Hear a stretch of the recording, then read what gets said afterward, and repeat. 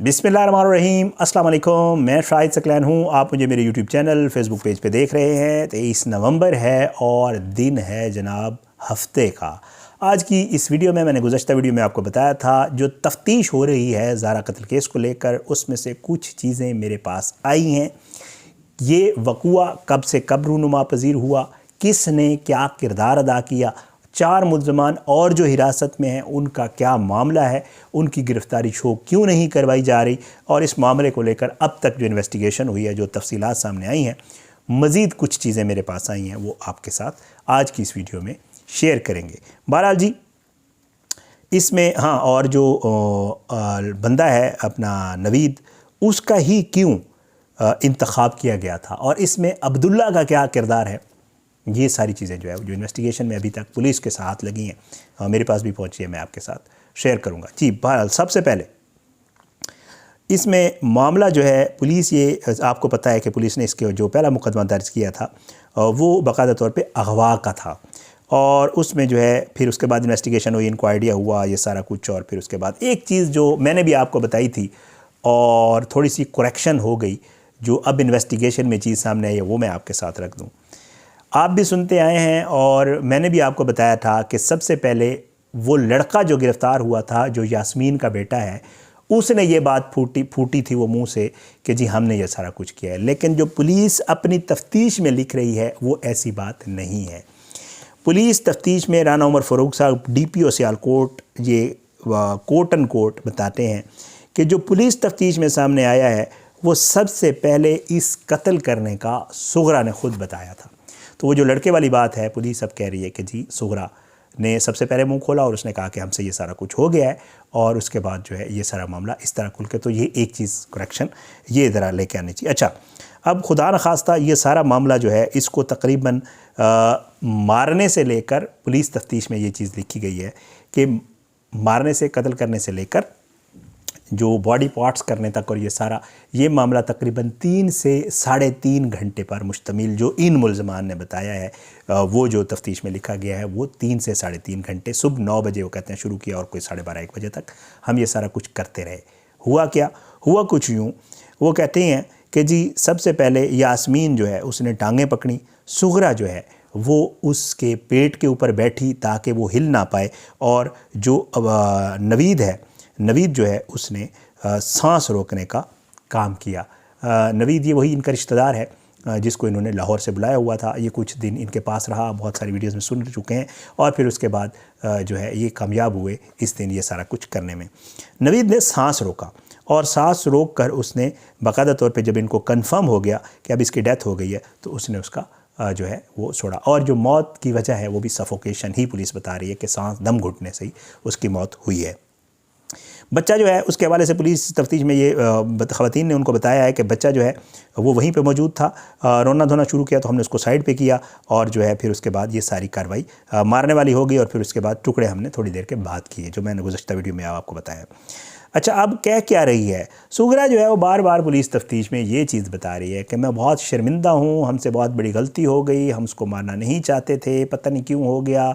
और जेल में भी ये बताया जा रहा है कि सुगरा जो है वो यही बातें करती है कि जी हम मुझसे गलती हो गई, मेरी भांजी थी और ये था, और मैं ठीक है, मुझे वो अच्छी नहीं लगती थी, और इस तरह की बातें, ये ड्रामे वो अब कर रही है इस चीज़ के ऊपर, ये ड्रामे ही हैं सारे।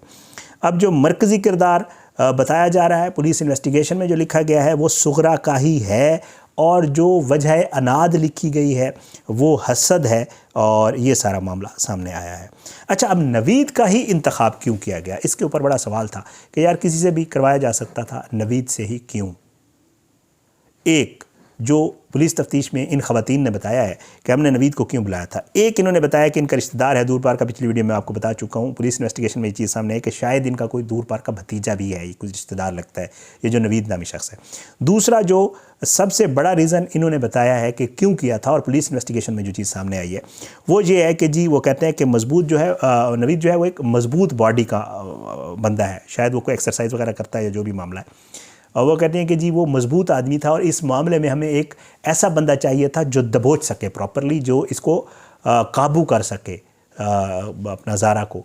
तो नवीद जो है वो इस बिल्ड का, बॉडी बिल्ड का आदमी है कि हमें लगा कि ये रिश्तेदार भी है, اس کو ہم نے لالچ بھی دیا ہوا ہے باہر بھجوانے کا، اور پھر ہم نے اس کا انتخاب اس لیے کیا کہ وہ مضبوط اس کا باڈی کا مالک ہے تو آسانی سے یہ پکڑ لے گا زارا کو اور یہ سارا کچھ۔ تو نوید کے انتخاب میں ایک پہلو یہ بھی ہے کہ انہوں نے پولیس تفتیش میں جو چیز بتائی ہے وہ کہتے ہیں اس لیے انتخاب کیا۔ 10,000 روپے کنفرم ہو گئے ہیں، پولیس نے ٹریل نکال لیا ہے، اور باقاعدہ طور پہ انہوں نے 10,000 روپے نوید کو ٹرانسفر کیے تھے، جو کہ جس کا ثبوت جو ہے وہ پولیس کے پاس پہنچ چکا ہے۔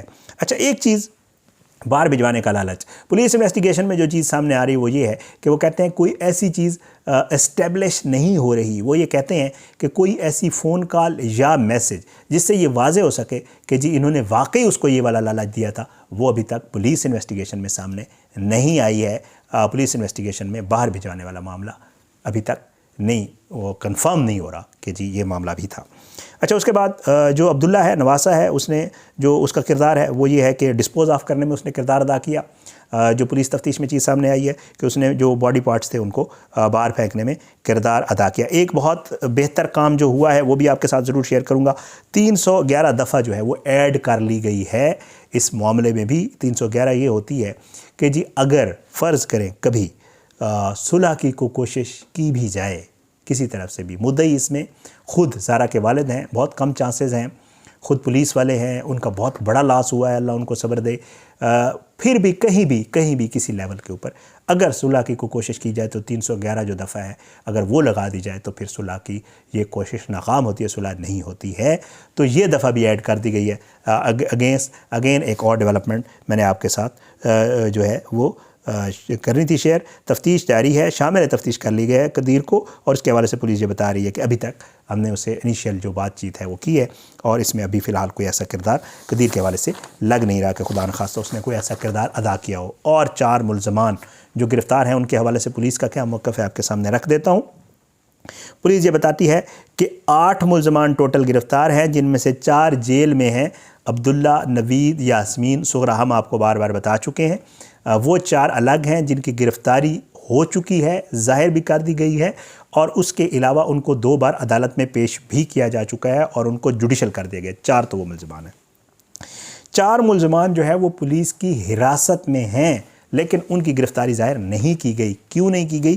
پولیس یہ کہتی ہے کہ وہ لوگ حراست میں ضرور ہیں لیکن وہ زیر تفتیش نہیں ہیں، ہم ان سے تفتیش نہیں کر رہے ہیں، پولیس کا یہ موقف ہے، اور انہیں ہم نے کچھ حقائق معلوم کرنے کے لیے اپنے پاس رکھا ہوا ہے۔ اب وہ کیا حقائق ہیں اللہ بہتر جانتا ہے، پولیس جب مجھے اندازہ ہوگا، پتہ چلے گا، میں آپ کے ساتھ ضرور شیئر کروں گا۔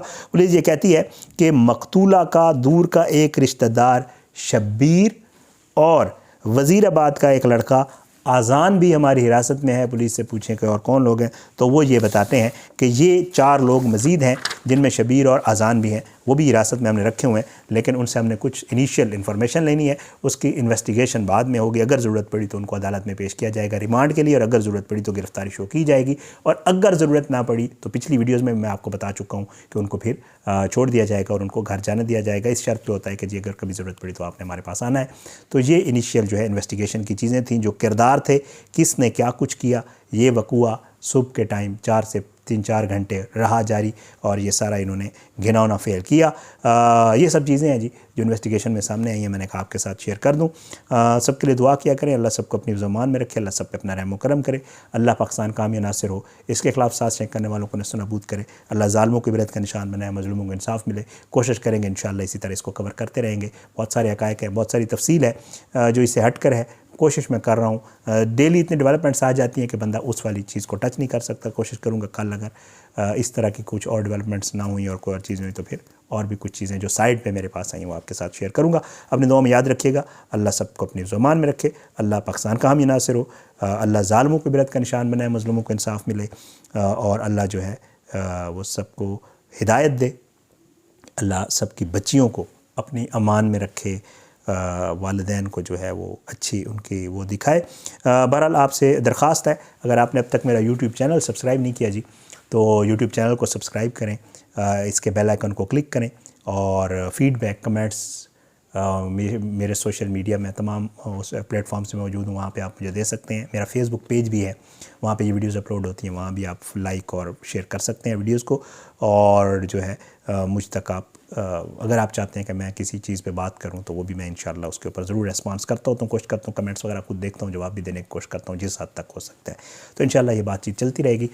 مجھے اجازت دیں، اگلی ویڈیو میں ملاقات ضرور ہوگی انشاءاللہ، لیکن بشرط زندگی.